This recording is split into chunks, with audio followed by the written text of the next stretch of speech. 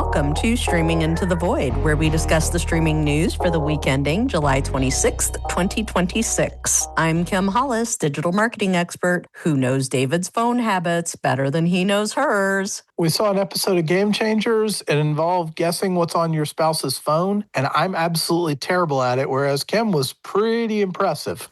It helps that you never use your phone. With me is Tim Brighty, content creator and gamer, also postponing his merger until 2027. I will not elaborate further at this time. But it's great news, right? It's exactly what you're hoping. Yes, absolutely. This is fantastic news for all those holding any Tim stock.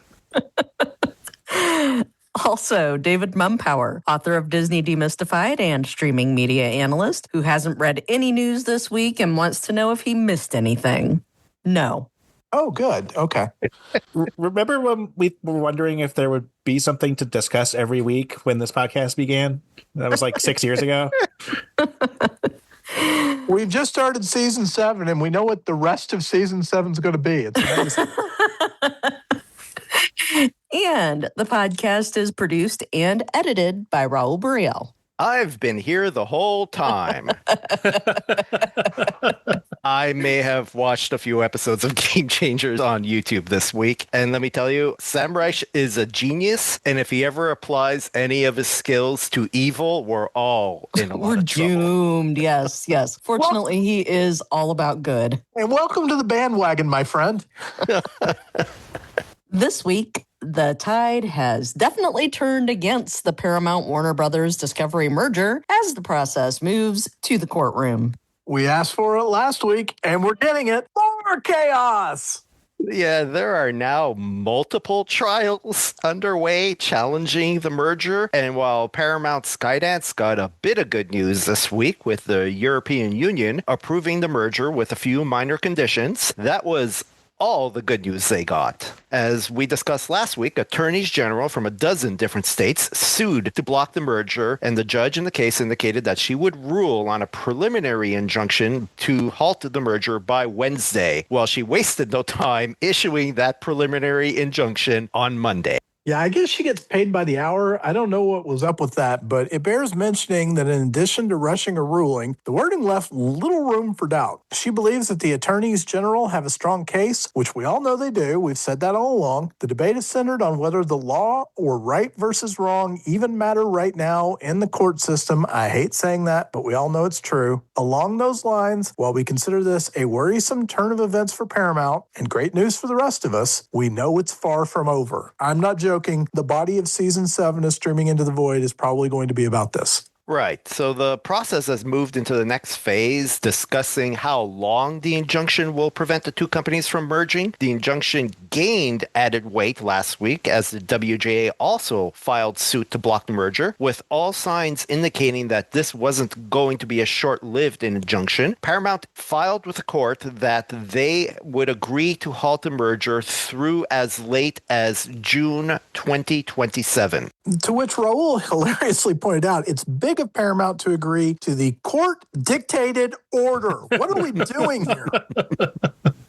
We're living in the weirdest timeline, seriously. Raul's having a good week, though, as he's been the Paramount skeptic throughout the process. I'm the one who keeps going, well, it's probably not going to matter. It's probably not going to be better. And he's just going, it's not going to happen. It's not going to happen. Yeah, so before you guys get further into the nitty-gritty, when I saw the news this week, all it said was Paramount merger delayed till sometime in 2027. That news alone made me think that the odds of this deal going through are now effectively zero.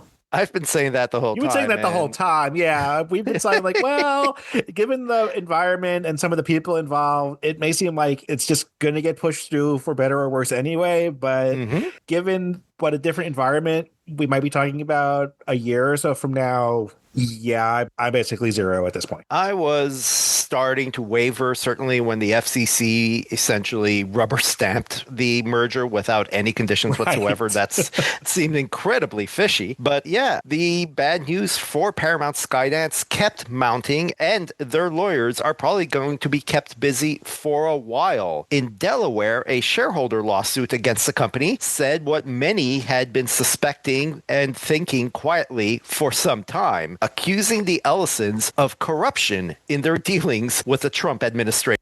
What? No way.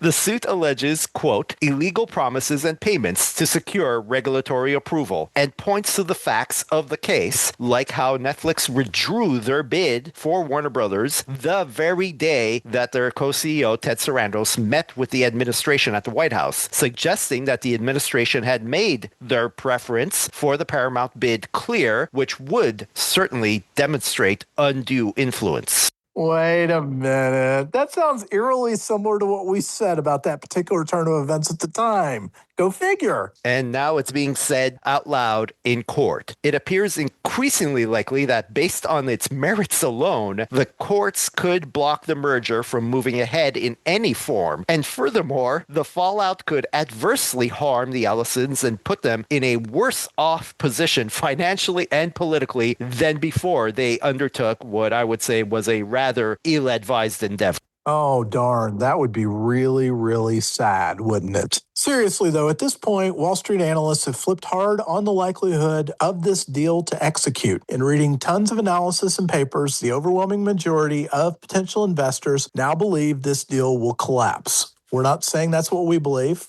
although it is. We're just saying that this is what the analysis seems to be indicating right now. Amusingly, the announcement came within an hour of the stock market closing for the weekend. Paramount wishes everything had broken an hour later as the stock took an instant hit. I'm not joking. Wall Street has lost confidence. There's no doubt of that. From my perspective, I believe there are three potential end games to this situation now. The first is that the judge grants the permanent injunction and sides with the attorneys general long term. Paramount accepts that its highly illegal transaction won't be allowed to complete, so they drop out. Scenario 2 involves the judge ruling in Paramount's favor, which would lead to the deal finalizing in weeks, possibly even days after the ruling. Like, seriously, if the judge gave them the all clear, they would rush it through before anything else could happen. The third scenario is, to my mind, the likeliest one on the board, and the reason why Paramount remains weirdly confident despite everything. Theoretically, the judge could rule in favor of the attorneys general, then Paramount would appeal to a district friendly to the administration, and if the company loses that, it would just take the case to the Supreme Court. In other words, Paramount remains calm now in anticipation of a short-term loss followed by an eventual overrule by the highest court in the land, or possibly just someone on appeal. Paramount's concern with the third scenario is the financing. It could collapse during such a lengthy delay, and it really could. The foreign interests may feel their money could be better spent elsewhere rather than tied up for months or years on end. Also, as we mentioned, Oracle's fight is inexorably linked to that of AI, which many feel is a bubble. Last September, Oracle's stock was over $300. At the close of business Friday, it was at $114.99. That's a lot less. One of those numbers is definitely bigger. So there's a ton of moving pieces here as this dramatic showdown continues to be high theater. Also, we'd be remiss if we failed to point out that the stated delay until next June is arbitrary. Paramount will close almost instantly if it can. If the deal lasts until then, however, the ticking fee adds up to almost exactly $2 billion for the Ellisons. For a deal they barely put together as is, another, and this is the exact number, $1.95 billion may yet prove to be a bridge too far. 2 weeks ago, this deal appeared extremely likely to close. Right now, the odds heavily favor its collapse. I'm not ready to call it yet, but Paramount took on a lot of water this week, and all it sees right now are icebergs. So long story short, we're on hold right now as Paramount is probably going to try and schedule a trial for November. And it sounds like the attorneys general would like the trial in the winter, which we're presuming to be January or February. So nothing's going to happen right now until November. And frankly, if there's any news, it's probably bad news for Paramount. We do have other news this week, as Comcast reported quarterly earnings as a bit of good news for their streaming service, Peacock. Good news is stretching it, but Peacock reported a profit. I'll hold for a moment while you all process your shock. Yes, Peacock netted a whopping $189 million, its first quarterly profit after a mere 6 years and billions in losses. Is this the sign of Peacock turning the corner? Well, the streaming service did add 2 million subscribers this quarter, which is great. Now the trick will be be to keep them, as most of the ads look temporary. Peacock benefited from the NBA playoffs and, most importantly, Telemundo for the World Cup. Yes, this is numbers inflated by the NBA playoffs and the World Cup. The Olympics didn't seem to do the trick, but I do think we had discounted what effect this would have. So the World Cup actually seemed to do it. It was on Fox networks in the US, but Peacock had the Spanish language broadcasts via Telemundo, and that seemed to have a larger effect than the Olympics, which is kind of crazy, but there you have it. I'll also note that this is before their annual summer Love Island boost, so hey, maybe Peacock can string together another profitable quarter. Yeah, you're right about that, because the World Cup continued into July, obviously, which means they're going to still have some good numbers from Telemundo during this quarter as well. Between that and Love Island, maybe that's enough to sustain it. Overall, Wall Street took Comcast performance as good news in the sense that it reinforces why the company should split. As we're always pointing out, broadband seems to be in constant decline, and it once again decreased its earnings. Meanwhile, NBC Universal increased 23%. Studio revenue more than tripled in profit, which we're calling the obsession effect. That's what happens when you pick up a $1 million movie and it turns into a $400 million blockbuster. You can legitimately see that one film's impact on NBCU's bottom line overall. I'm not joking. Meanwhile, theme parks hit a wall, although that may be temporary, with Universal Kids Resort debuting 2 days after the quarter ended. Overall, Wall Street is hailing this as great news for NBC Universal, while I'm looking at Peacock and thinking, even when they catch every break imaginable, they're still barely profitable. It's less than $200 million, and that is with several thumbs on the scale.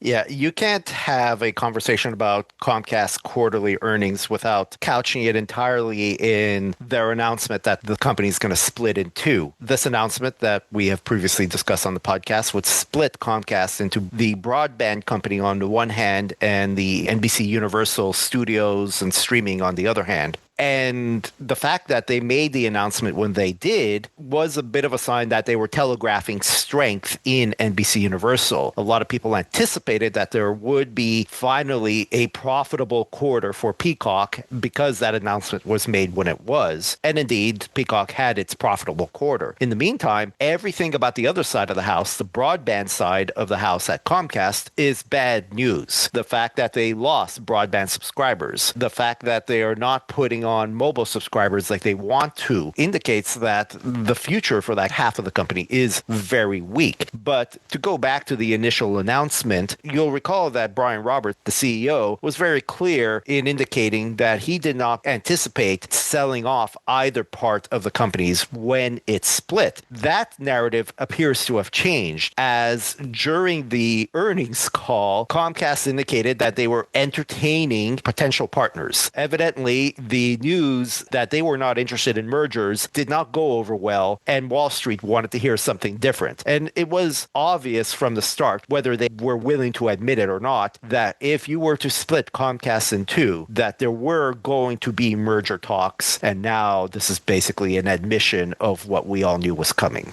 Yeah, and we don't want to put too fine a point on it, but Comcast has already flipped its position. Previously, it was saying, we're not interested in mergers and acquisitions once we do the spinoff. And now they're saying they're talking to a lot of people about NBC Universal. So they're just trying to tell Wall Street whatever it wants. And that's exactly what you have to do when your net income attributable to Comcast drops from $11.1 billion last year to $3.5 billion this year. There's a problem here when you're down 68% year over year. And that's what Comcast just had happen.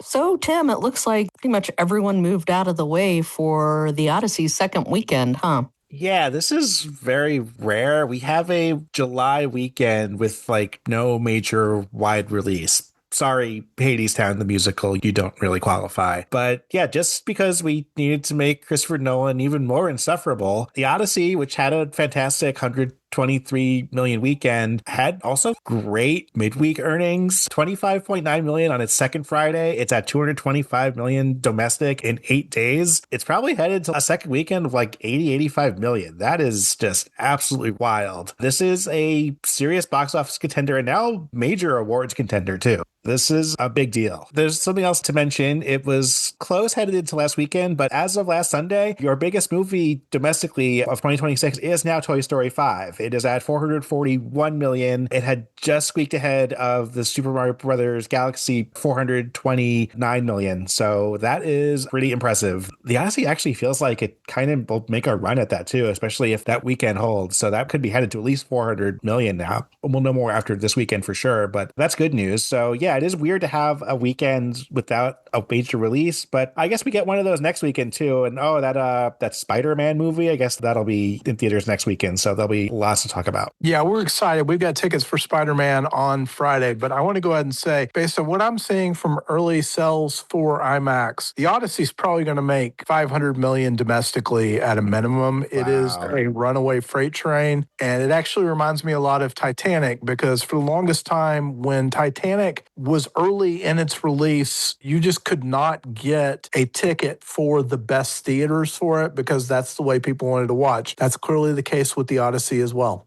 All right, thanks, Tim. Let's go ahead and talk about the ratings. All right, we have the Nielsen streaming ratings for Monday, June 22nd to Sunday, June 28th, 2026. And your top show for the week, I Will Find You, one of those Harlan Coben things that were like, oh yeah, this will make the ratings, this will do well. For its full week, about 2.5 billion minutes for 8 episodes? My gosh. Oh, my. These are just novel adaptations of crime dramas. This guy has quite the following. I mean, this one just absolutely took off. They're not amazingly reviewed. It's just he's got his audience, and Netflix has hit the big time, turning all these novels into adaptations.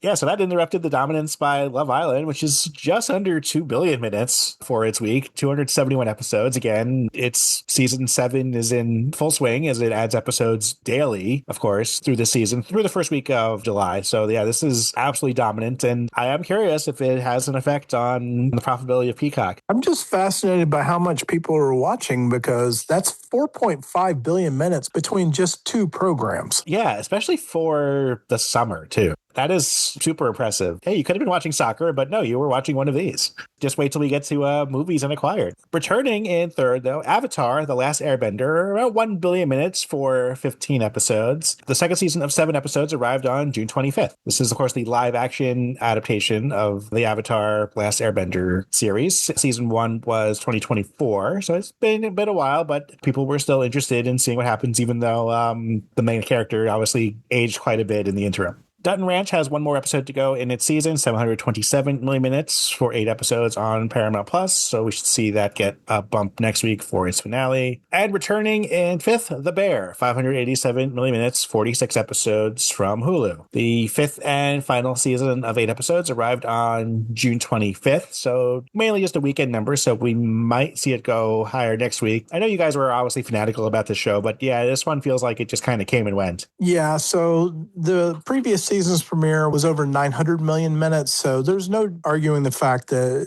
viewership is down. Now, we are going to talk about competition throughout this, because by my count, there are 6 different programs that earned at least 1 billion minutes this week, which is very, very rare except for the holiday season. And then on top of that, the World Cup got record ratings. I mean, like NFL playoff type ratings. So there's other things in play here, and we must admit, we're going to talk about this at the end. We didn't watch The Bear the first week. We only watched it this past week. So it was lower on the priorities for many people. We'll see whether or not it picks up. But Raul was saying all along that season 4 was disappointing. I love season 4. I love it even more now that I've seen season 5. But objectively, based on the data, it obviously alienated fans. They were just tired of The Bear. Yeah, I feel like you were the minority. People just kind of felt like they were done with it after the previous season. Sweet Magnolias, that's been back for a couple weeks now, 506 million minutes in 50 episodes, 5 seasons, as has The Polygamist, 478 million minutes, 22 episodes. America's Sweethearts, Dallas Cowboys Cheerleaders, 3 seasons, 21 episodes, 435 million minutes in 8th. New, possibly returning in 9th, The Agency, 393 million minutes, 20 episodes from Paramount Plus. The second season of this show premiered on June 21st, 10 more episodes after season 1 was December 2024.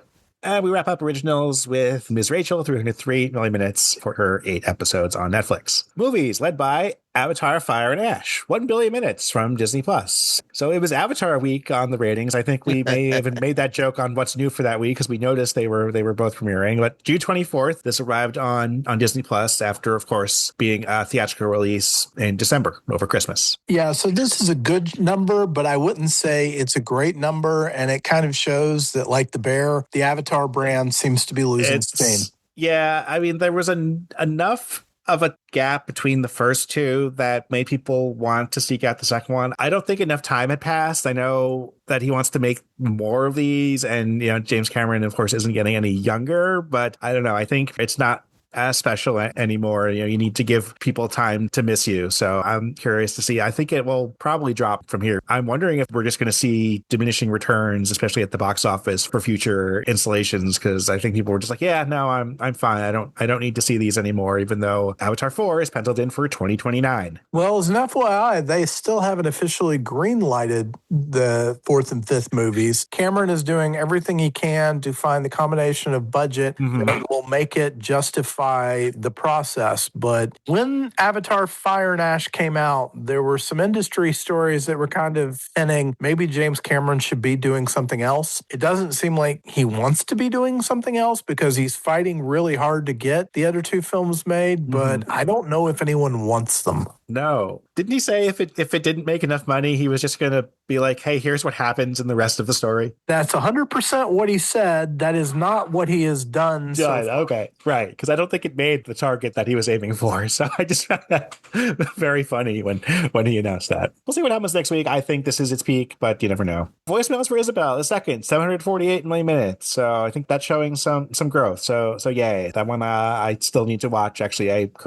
I'm not subscribed to Netflix, but I should remedy that because there are a couple things I need to check out, including that one. One thing I'm very happy to see, though, in third is The Sheep Detective, 638 million minutes on Prime Video. This was a theatrical release earlier this year, but on June 24th, it arrived on Prime Video, and you should watch it. It is a delight. Also new in fourth, Little Brother, 599 million minutes from Netflix. This is the John Cena, Eric Andre comedy. John Cena is the straight man, and Eric Andre is someone he mentored as a kid through like a Big Brother style program, and he never forgot, and then he reconnects him and torments him as an adult. And obviously, that is the recipe for a terrible movie, 36% fresh at Rotten Tomatoes. Yeah, no matter what you say about it, it's not going to make it any better. So let's just move along. Yeah. Maternal Instinct, it's been here a couple weeks now, 343 million minutes. Hoppers from Disney Plus, 262 million minutes. Just in time for Supergirl, we see the return of Superman onto the ratings chart, 241 million minutes in seventh from HBO Max. I'm like, which Superman is this?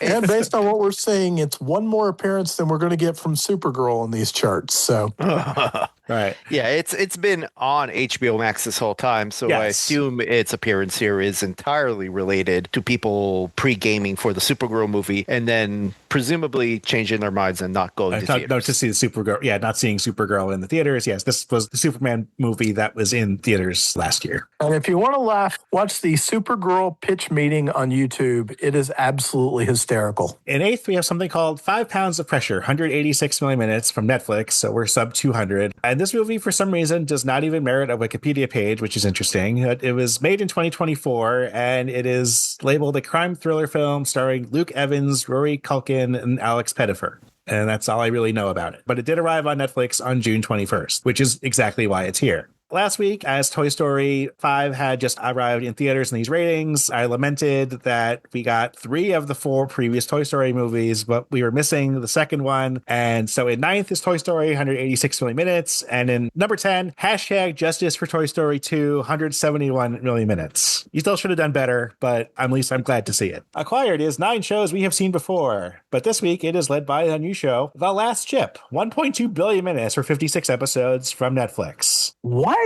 I vaguely remembered what this show was. Does anyone else want to hazard a guess? Oh, we watched it. It's the last ship. There is some sort of outbreak or something, and society collapses, and there's one damn battleship that survives. So they must heroically surgeon on as they try and rebuild the world. It was aggressively stupid, and I cannot believe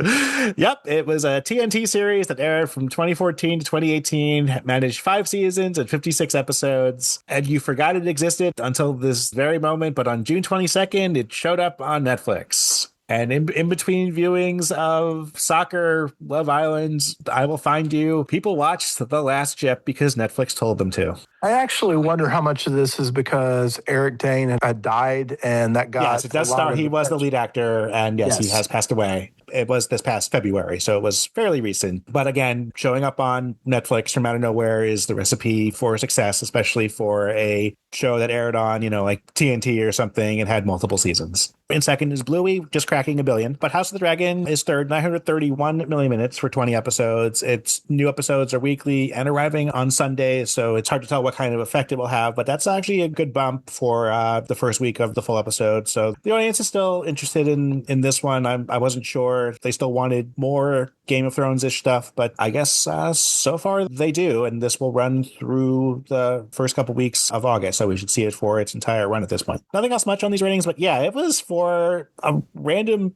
middle of June with things like the World Cup to watch. There was some big numbers this week. Yeah, we had 6 things over 1 billion, as David pointed out. One of the bigger weeks we've seen on these ratings in quite some time. All right. Thank you, Tim.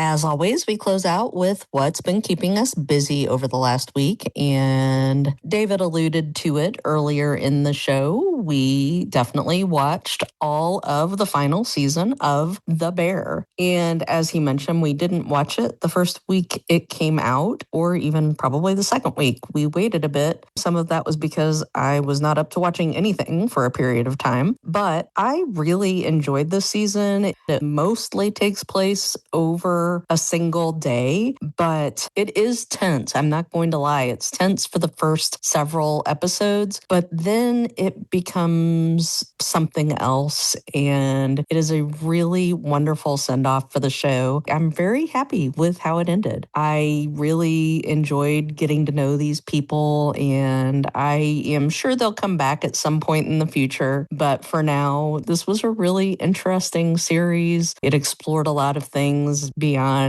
building a restaurant, including mental health and addiction. And it really did so with a gentleness and with a respect to people who do suffer from those conditions. I am definitely recommending it, and I know David does too, but I'll let him speak his part. So this season basically comes down to the search for the Starman, which is a reference to the fact that they've been trying to get a Michelin star since they opened the restaurant. But what's remarkable about The Bear is how they start something in season 1 where you meet several people from the same family and people who are basically adopted into that family, all of whom are in pain and lost. And what happens gradually over the course of 5 seasons is they find their way and they get healed. And so the final 2 episodes of The Bear stick the landing completely in this regard, because all of them receive that finish that shows them they have made progress, they are getting better, and they are going to be okay. Kim figured something out while watching season 4, and she noted it at the time, and it turned out it was a seminal part of season 5. So we weren't surprised by it, but we were delighted by it. And Kim will tell you there's kind of a twist in one of the final 2 episodes, and I figured out the twist when they're trying to torture the viewer, which they tend to do. It was lovely. And when we watched parts of season 4 again after watching season 5, we realized just how much of a plan they had. And those 2 seasons are companions that bring together the story perfectly. This is one of the best finishes to a television series I've ever seen.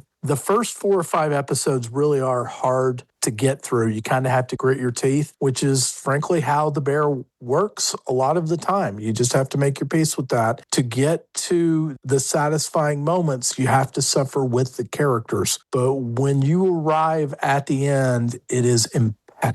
I think the indication that it is good was that we talked about it quite a bit afterward. Oftentimes, if something's not as enjoyable, we don't necessarily dwell on it much, but we went back and rewatched some portions of past seasons and admired how dots were connected. Definitely, if you haven't watched it, give it a shot. It doesn't take you very long anyway, so just go ahead and get through the final season. Yeah, the other thing I want to just throw in real quickly is that the story is that of the bear himself, Carm. And there is a moment in season 1 where he's at an AA meeting and he explains the cause of his pain and how he doesn't know how to fix it. And by the end of the series, he has realized he didn't even mean for it to happen, but he has fixed it. And mental health doesn't usually work like that, but it's kind of inspirational to show it does get better, and it did for him, and it's lovely. Are we sure this is a comedy?